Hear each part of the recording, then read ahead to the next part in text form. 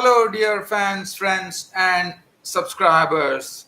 I would like to thank all those subscribers who actually subscribe to my YouTube channel with the report between Royal Challengers Bangalore and Kolkata Knight Riders. Well, one was expecting this particular battle to be a sort of a really, really tasty affair, but I have to say that this basically turned out to be a battle between AB De Villiers bat and the Kolkata Knight Riders, as the RCB, led by Captain Kohli, went on to a huge win over the Kolkata Knight Riders, turning this into an absolute no contest, as Royal Challengers Bangalore won the match by a big margin of 82 runs. And now Royal Challengers Bangalore are someone who are challenging the best here in the business in the Indian Premier League tournament, as there are three teams now which are sitting on top of the IPL Premier League, 10 points each. Mumbai Indians, Delhi Daredevils, and now Royal Challengers Bangalore, becoming more and more exciting with more competition now being seen, and that is something that one was waiting for that to happen. Well, just talking about this game here, which happened because of the Indian Premier League, which happened at the Sharjah Cricket Ground. And as you know, Sharjah Cricket Ground is someone, from what we have seen in this Indian Premier League, that Sharjah Cricket Ground is somewhere, you can expect a sort of the team to actually make 200 runs. Well, the first thing that I would like to talk about, it was a very good toss for the RCB captain Virat Kohli to win. And Virat Kohli, I thought, did the right decision. And he also said the reason that influenced him to go and bat first was the simple reason that there was no sheen on the pitch. So since there was no sheen there, Kohli was under the impression that the pitch might become much slower as the day went by, as things went by. And that's the precise reason he decided that his wards would bat first. So let's have a look at the RCB innings. Now, RCB started off, it was what one could see, that how right in the decision, because the pitch was extremely slow and it was very difficult to get the ball off the square, with both Finch and Pedicle really struggling with the bat. The power play overs did not net a lot of runs, and Pedicle and Finch had to actually take their chances to hit the ball. Well, it was quite a different thing with Krishna. And also let's look at one more fact. Now, Kolkata Knight Riders, one feels very sorry for them. Sunil Narine, in just the halfway mark of the tournament, has been suspected of a bowling action, and unfortunately, he could not take part, and that is something very sad. You know, Sunil Narine plays a very important role in the KKR scheme of things, and that was very sad. But I only wish that Sunil Narine, he has been having this battle against for his bowling action, and one wishes that Sunil Narine is once again being cleared of this, and one does not know for how long Sunil Narine will be out of the IPL. That is very sad. So as I said, Finch and Padikkal, the openers, were really struggling to time the ball, and what one was seeing was that the pitch had their wickets intact. They did not lose their wickets, and that was a good thing altogether, because 67 runs were added by this opening pair, Devdutt Padikkal and Arun Finch. And the first to go was Devdutt Padikkal, who was bowled by Andre Russell for 32 of 23 deliveries, 4 fours and 1 6. Finch followed him back to the pavilion with the RCB score from Krishna, and Finch tried to go away from his stumps to have a whack at it, and all that he could do is see his stumps, his middle stump actually being knocked back. So Finch was gone for 47 of 37 deliveries, 4 fours and 1 6. Now, this was the time. Now, the score read 94 for 2 at that stage, and it was the 13th over. Virat Kohli, the RCB captain, who was in some great form the other night, today at Sharjah, he found the going very tough. In fact, he could not time the ball at all. He struggled big time, one could say. And this was going on. AB De Villiers had joined him, and AB De Villiers and Kohli were pretty watchful. And then what was good about Virat Kohli, he quickly realized that this pitch was very slow, and also a little bowler all types of deliveries. And Varun today was very, very impressive in his bowling, slowing down, nicely flighting the delivery. And he was the one who was the pick of the lot. 4 overs done for 25. And the reason that I say that Varun was the pick of the lot, now I'm going to talk about an onslaught that happened. Now, Virat Kohli realized that he was not able to time the ball. And that really takes a lot from a captain very quick thinking on the part of Virat Kohli, that he knew that he wouldn't be able to hit more. So the best thing that he did, he started taking singles and started giving the strike to AB De Villiers. And AB De Villiers launched an onslaught in such a ferocious manner that he was hitting the ball with awesome power. We all know that AB De Villiers is a 360 degrees player in international cricket. And today he showed that by pummeling the bowlers to all parts of the ground, whether it be the offside, onside. And let me tell you, in fact, today the roads in Sharjah was under definite threat, because there were 2 balls that AB De Villiers actually dispatched it outside the Sharjah cricket stadium. It went and fell on a. There were absolutely huge hits. Maybe we are bowlers. In fact, Russell was the one maximum hammering. He was hit for the tune of 51 runs with 4 overs. But Varun definitely did not get a ball at him, because he had already rammed the KKR ball. Basically, we call it the full Monty, as it was something, as I said, he dispatched 2 of the deliveries outside the cricket stadium. And whenever he used to hit it, it was hit with tremendous force, and it was flying absolutely like a flying saucer and into the Sharjah roads. And it really, I'm very, I that how, I've been to a Sharjah stadium as well when I was actually working in Dubai. It's quite a different thing that I'm not here out there right now. But when I was in Dubai, I do remember the days. And I was just remembering the Sharjah roads or the Dubai roads. I know United Arab Emirates was a wonderful place for me to work. So basically, just getting apart from that, AB De Villiers was simply unstoppable today. And he really took the attack by the scruff of the neck in the death overs. And there was nothing he could do is to get some in-swinging Yorkers. But AB De Villiers, he could even convert good length balls into full tosses and ram them into the over the Sharjah cricket stadium. And such was his mood today. And what the credit for AB De Villiers, the reason that one has to say, take a bow, AB De Villiers. And the reason that I say that, on a slowish pitch, when every batsman struggled, this bloke, AB De Villiers, showed his absolute greatness in international cricket by slamming the KKR bowlers in such a fashion that he finished with an unbeaten 73 of just 33 deliveries, which included 5 fours and 6 of 28 deliveries, 1 4. Just watching the maestro AB De Villiers absolutely kill the KKR bowlers. 194 for 2, and that was a 100-run partnership. They joined hands in 12.2 overs in the 13th over. So that gives you an inkling. 50 balls were required. Out of the 50 balls, a 100-run partnership that happened between Virat Kohli and AB De Villiers. And AB De Villiers, what a knock. He really, knocked the stuffing out of the KKR bowlers today. So Cummins, 4 overs, none for 38. Prasidh Krishna, 1 for 42. Russell was the costliest of the lot with 51 runs leaked off his 4 overs. Nagarkoti went for 36. Warren, 4 overs, none for 25.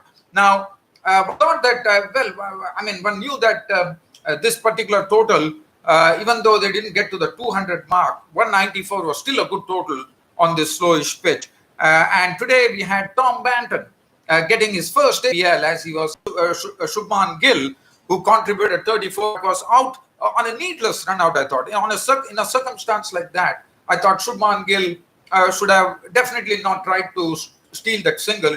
There was no single in that particular delivery, and Shubman Gill paid a heavy price for that, probably the pressure getting onto him with a huge run rate, with a big run rate being required. So let's have a look at the card of the KKR. The first to go, Tom Banton on his debut was dismissed for just 8. Now Saini, as you know, he has been a sort of a lion-hearted bowler for RCB. He has been a very wide ball pitched in, and Banton trying to hit an edge and he was clean bowled. It was a pretty sharp delivery. It really was quite pacey, and that is what Saini is known for. So the next wicket to go was Nitesh Rana. Nitesh Rana, when he came in, he immediately hit a four, and he has been also in some good form, but he lost his stumps. Now this was a period where Virat Kohli trusted his spinners. He brought in the spinners pretty early in the power play. He brought Chahal at one end and Washington Sundar at the other end. And really, I have to tell you that Washington Sundar and Chahal kept on throttling the KKR, the KKR batsmen. And in the process, the pressure started building in a very big manner. Shubman Gill was the one who was in his attacking self, making 34. So Nitesh Rana losing his stumps to a wild heave at Washington Sundar. And Washington Sundar, we know what he has done in this tournament. He is someone who is very difficult to score off. He gets the ball to not get more revolutions. What he does best is that he's a tall guy. He pitches the ball. He does not allow the batsman to take it on the full. And that is the good part of Washington Sundar for him. And he has been pretty successful in that. And that let me tell you one thing, dear friends. That is a very difficult thing to do for a spinner and for a tall spinner to see to it that he pitches the ball before even the batsman plays. I mean, it is not easy because from the way you actually release the ball, that's my take of it. Now, the next after Shubman Gill was gone, as I said, he was run out, a needless run out at that. Nitesh Rana losing his stumps to Washington Sundar. Chahal on the other end was doing a great job. And both were so economical, which I'll be talking about. But nevertheless, it was Morgan walking in, I think the captain walking in to, basically bowl slower delivery. So he was just trying to bowl as slow as possible, judging the pitch. As I said, the pitch was slow. So that was the right tactic by Chahal. And that was really Karthik lost his stumps to Chahal. It's a slow leg break. He was trying cover drive, but as you know, Chahal, as I said, is bowling much slower off the track, and the inside went on to the stumps, and that was it. So 62 for 5. Morgan went 65 for 5, and then Russell came in. The only hope that they had was Russell because of 10 balls, 2 fours, and 1 single. But that was it for Andre Russell. Udana picking him up over. Russell was gone, and that was it. Once Russell went for 16 of 10 balls, 2 fours and 1 6. It was all over for the KKR with the pressure building and proportions. It was 25 runs to get, and Tripathi, and then it was a real procession. Tripathi fell to Mohammad Siraj, who was playing his first game today. Cummins fell to Morris. Morris, as you know, he's someone who is very difficult to get away as well. Morris also bowled in the power play overs as well. And Nagarkoti was clean bowled by Morris.